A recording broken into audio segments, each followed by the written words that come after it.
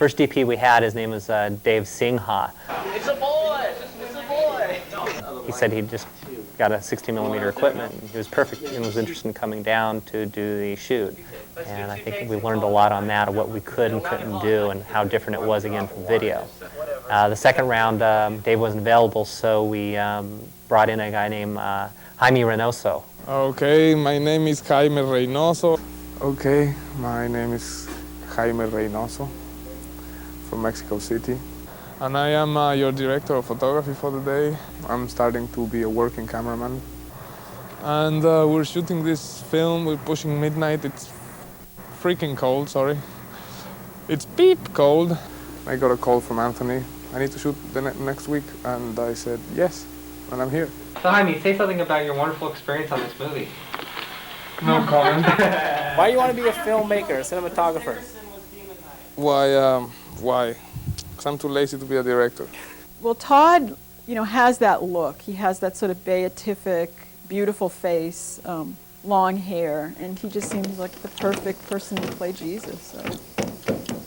But we can't see the light. Okay, roll camera. Speed. Action, Todd. Okay, turn around.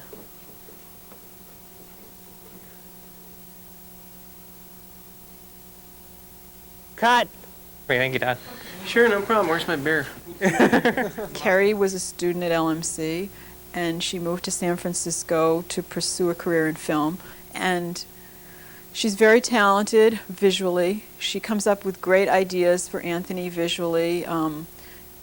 They collaborate real closely together, and she's very easy to work with. The night we shot Bart as the angel, whatever it was, synchronicity, or he was conserving his energy. He was telling me all night, and when he did it, it was just like when we got the film back, he was just on. I mean, the camera loved him. Combination of the lighting and everything, and so it's like those little moments when he's on camera, just like, this is great. It's like so pure and honest and innocent that that's sort of like what makes doing these things worth it. Jennifer Slinger, who was an actress I'd worked with before, had a really nice house. We shot probably every single crevice of their house during the entire production. And, that's the kind of generosity you don't see too often in movies.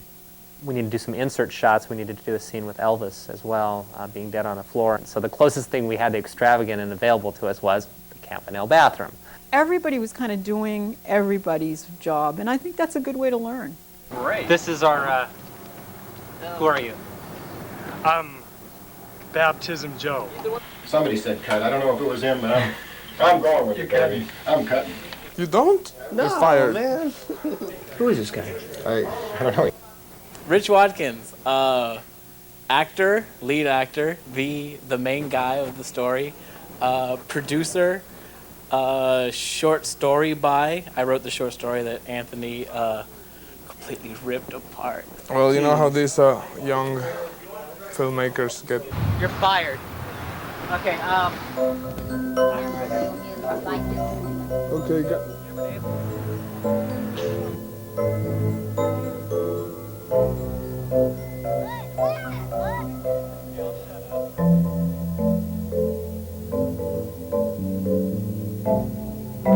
Yeah, that's exactly what Barbara Walters looks like.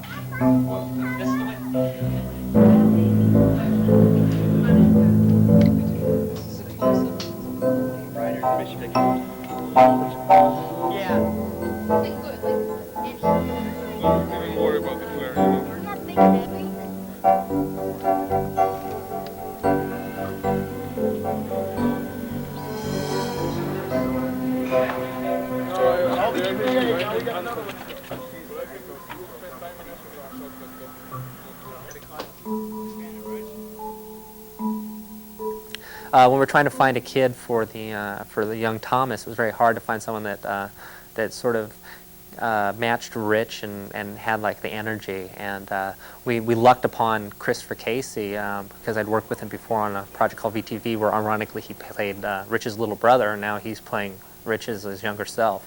And I think that familiarity of working with Chris really helped in bringing out the performance. This wasn't religion.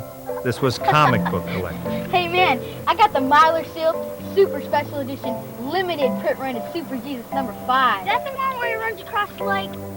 No, it's the one where he kicks Wolverine's butt. You gotta read this one. It's neato. The aliens keep on killing him, and he keeps coming back. I don't know how. Cool. I got Jasper the Dismembered Ghost #1. We're doing God Talk, and it's another Ferrante production, Midnight Production Company. Yes. And they pay well? They pay extremely well. We got Tootsie Pops I've been paid. for the entire crew. Entire crew. Hey, Jaime did a cartwheel with the bad back, so he can carry equipment now. It's official. All right? Yeah, I understand. So, yeah, that'll really make me laugh. Censored here. Wait, here comes our director, Anthony C. Ferrante. He's going to ask me a question, and now I'm in my producer mode. Can you go a little explain why you wanted this part? I'm not even going to comment on that. Thank you very much. So just something about a man with a camera and a cigar just makes the world seem right. That was Rich Watkins, producer at large. I feel like Faye is like a success story.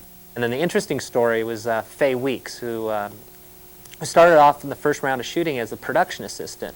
She's active and she's full of life and she's very positive, and she's just such a warm, good-hearted person that she started doing all the work. She started doing producing work, and she went out and she got us all the food free. Every single time people had to be fed, she went out and found us all. I'm sure that's thousands of dollars worth of food that she found us. She'd been going to LMC, and she'd heard that Joe was doing this thing and wanted to be involved. And our original actress for the mother part had to bow out at the last second. So we used her as the mother, and then she was really wonderful in the role. And she was very, very interested in helping, and her help in the project kept on getting greater and greater because her interest in learning about it and her interest in doing more turned into the fact that she became a producer by the end of the movie because she was doing so much, and she was very reliable. So she's like the main actress, and she's also listed now as an associate producer. So she was really invaluable. So that was an instance where it was someone starts off in one position, and by the end of the movie, because their contribution is you couldn't have done it without them, you have to give them a producer credit.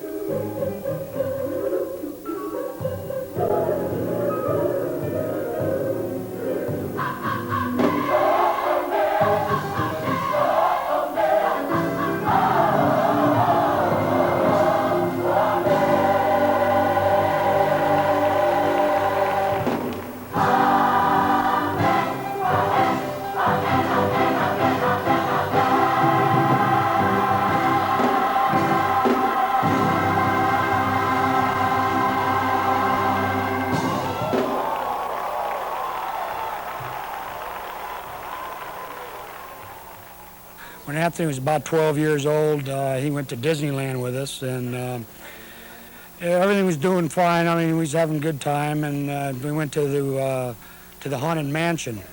We got into the Haunted Mansion when all the group got inside the door and everything closed, and the lights went out, and the hangman, and he started screaming, trying to claw out the door, and through the whole ride, he was screaming and crying and carrying on. Everybody's looking at him, and his sister had to slap him across the face to calm him down. And now here's where he's at now. He starts producing these scary movies, and so it's a big joke. That's where we laugh about it. So I just thought I'd tell you that story.